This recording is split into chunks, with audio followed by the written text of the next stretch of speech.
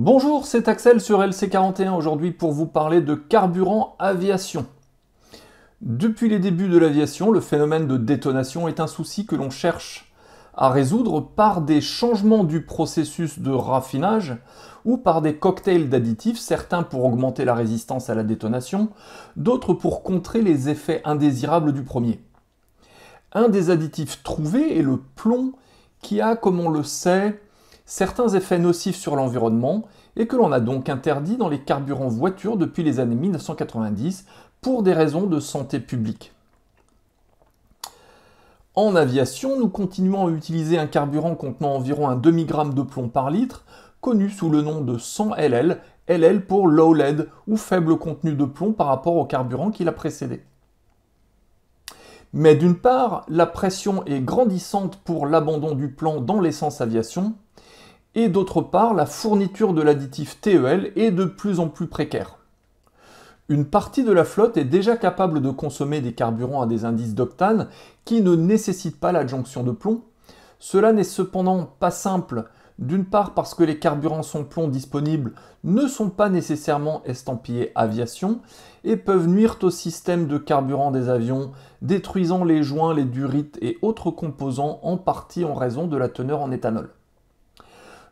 Un autre problème rencontré est le point d'ébullition inférieur qui contribue au phénomène de vapor lock en vol. Le troisième problème concerne la logistique dans la mesure où il faut que les aéroports puissent avoir une infrastructure de stockage et de distribution du carburant sans plomb en plus de la 100 LL et du Jetta. De nouveaux moteurs ont été conçus dès le départ pour fonctionner à l'essence sans plomb et peuvent s'approvisionner à la pompe auto, ce qui pose encore d'autres problèmes.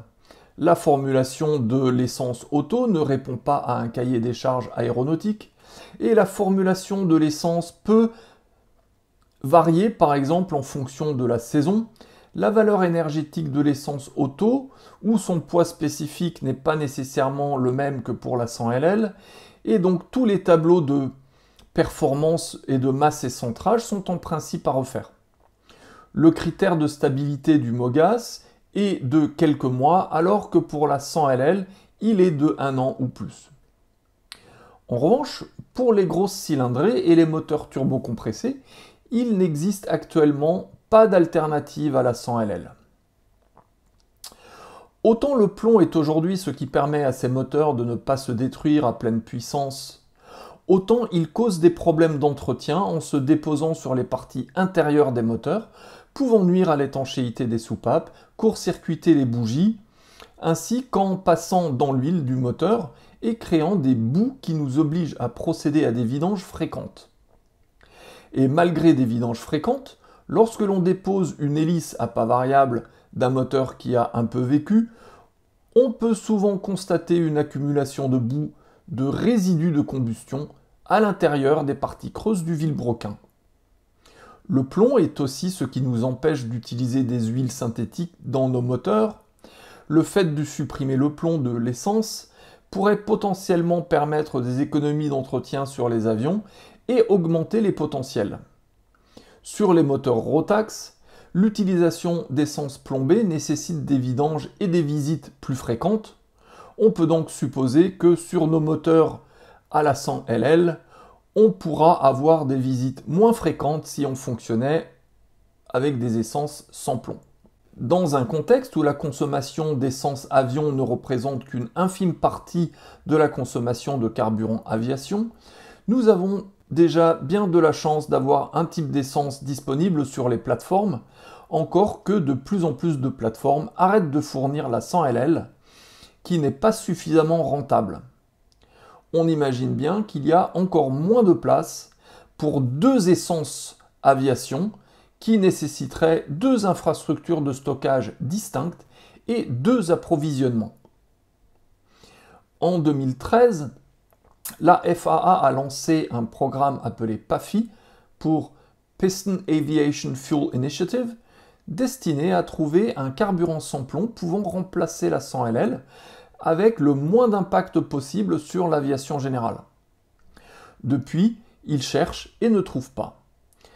La principale préoccupation est de débarrasser l'essence du plomb car non seulement sa combustion pose des soucis environnementaux, mais l'additif TEL, dont dépend la production de 100 LL, pour lequel il ne reste actuellement qu'un seul producteur situé au Royaume-Uni dans le monde entier, pourrait poser des problèmes d'approvisionnement si jamais la production était forcée de s'arrêter ou son acheminement vers les raffineries se voyait interdite par souci écologique.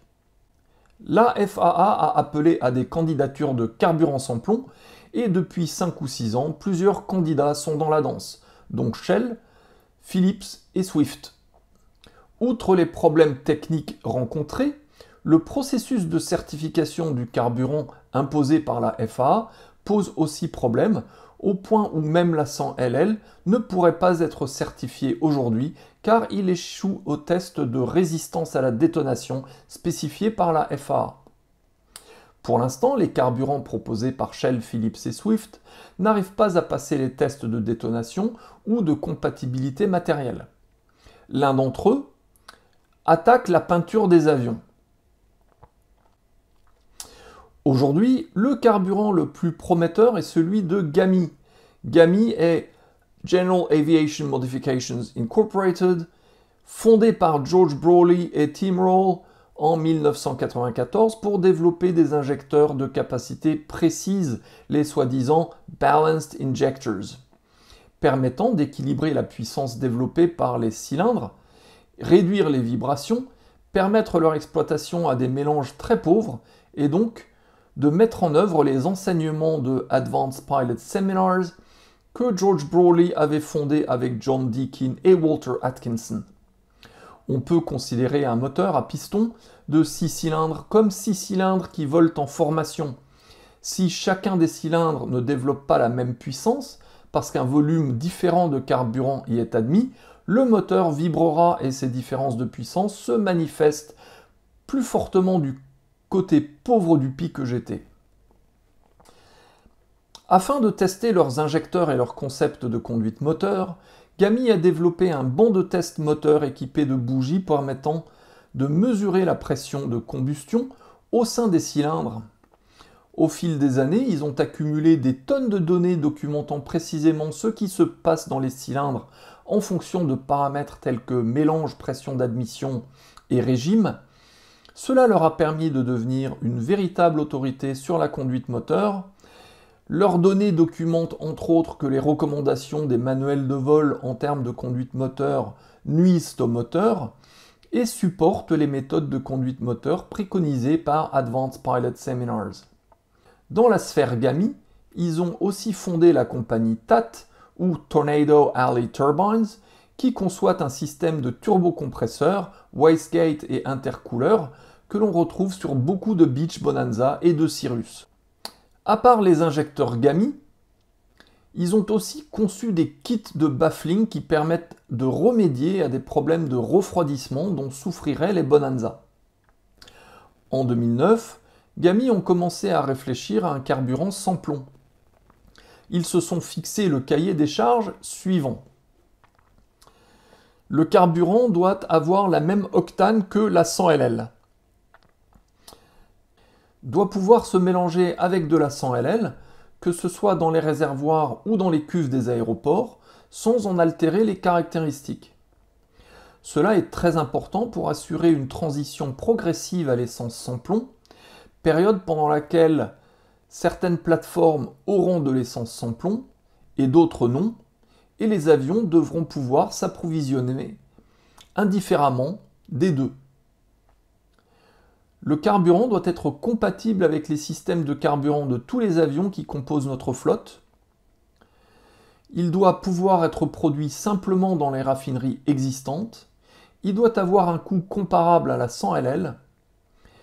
Il doit être compatible avec tous les moteurs aéronautiques à essence afin de pouvoir proposer un carburant unique sur les aérodromes. GAMI a progressé assez rapidement avec leur essence sans plomb. Ils ont fait les premiers tests en vol dans un Cirrus SR22 turbo-normalisé en 2010. Dès le départ, GAMI a choisi de développer leur carburant dans le cadre d'un STC. En 2013, ils ont refusé d'entrer dans le programme PAFI car ils avaient déjà 3 années d'avance et PAFI les aurait forcés à redémarrer à zéro. Quelques mois auparavant, ils avaient déjà complété toutes les exigences de phare 23 pour qualifier la G100UL, donc la Gami 100 Unleaded, dans un avion équipé d'un moteur à haute compression, c'est-à-dire de 8,5 à 1, turbo-normalisé. Le 5 septembre 2012, ils ont décollé par 40 degrés au sol et ils sont montés à 25 000 pieds. Ensuite, ils ont refait le même test avec de la 100 LL. Les deux tests se sont déroulés avec succès. Un des gros problèmes des carburants est la compatibilité avec les matériaux des systèmes de carburant des avions. Pour établir que le G100UL ne nuisait pas aux matériaux, ils ont circulé de la G100UL dans des tas de composants, pompes, durites, réservoirs, pendant près d'1 an, pour ensuite examiner l'état des composants qui n'avaient pas été altérés. En décembre 2020, Gami a terminé tous les tests de détonation requis par phare 33 sous l'œil vigilant de la FAA, qui se sont déplacés à Ada, Oklahoma, malgré le Covid. En juin 2021, Gami a obtenu un STC couvrant de nombreux moteurs atmosphériques de petite cylindrée. En octobre 2021, ce STC a été élargi à environ 2/3 des moteurs existants. En septembre 2021, il restait 2 tests à faire avant que la G100UL puisse être approuvée pour tous les moteurs pour lesquels la 100LL est approuvée. Et Gami était en pourparlers avec des industriels américains pour la production de la G100UL. Le 6 février dernier, George Brawley a annoncé sur Beach Talk que Gami s'apprêtait à effectuer les derniers tests en vol exigés par la FAA avant que la G100UL ne puisse être approuvée pour l'ensemble des moteurs de la flotte d'avions à piston. Ce dernier test a commencé par le démontage intégral du moteur afin d'en mesurer les pièces vitales, arbre à cames, vilebrequin, cylindre, piston. Ensuite, remonter le moteur, l'installer dans l'avion et faire 150 heures de vol avant de démonter le moteur à nouveau, remesurer les pièces. Le test consiste à alterner les opérations à différentes puissances et aux températures maximales d'huile et de culasse. George Brawley explique qu'ils ne s'attendent pas à rencontrer de problème au cours de ce dernier test, car ils ont déjà fait un test similaire auparavant. Continental a refusé de participer au test, malgré le fait que Gami leur a offert plusieurs barils de G100UL. Les barils ont été stockés en Floride pendant 2 ans, avant d'être retournés à Gami, qui en a analysé le contenu pour constater que le carburant n'avait pas subi d'altération qui l'empêchait d'être utilisé. Le STC de Gami ne prévoit aucune modification des procédures de l'avion. La valeur énergétique du carburant est légèrement supérieure à celle de la 100LL. Le poids spécifique de la G100UL est légèrement supérieur à celui de la 100LL. L'une des raisons pour lesquelles le processus a pris autant de temps est que Gami a dû convaincre la FAA que les méthodes de test de détonation qu'ils avaient appliquées étaient adaptées. La FAA a donc approuvé un STC qui sera vraisemblablement étendu à tous les moteurs actuellement approuvés pour consommer de la 100LL dans le courant de l'année. Lorsque l'on achète le STC, on reçoit des autocollants à apposer sur les ailes, indiquant que l'avion est approuvé pour consommer de la G100UL, ainsi qu'un supplément au manuel de vol de 3 pages, expliquant que les procédures normales ne changent pas et que la densité du carburant est légèrement plus élevée. L'étape suivante va être l'industrialisation de la production du carburant et sa distribution aux États-Unis. Gami ont déjà un accord avec un grand distributeur de carburant aux US. La 100LL a déjà été bannie de certains aérodromes, notamment en Californie, dans le comté de Santa Clara.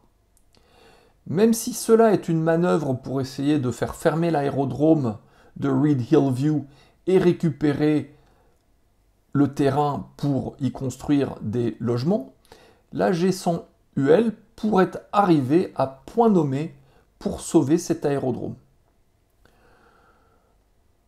Où est-ce que cela nous laisse en Europe?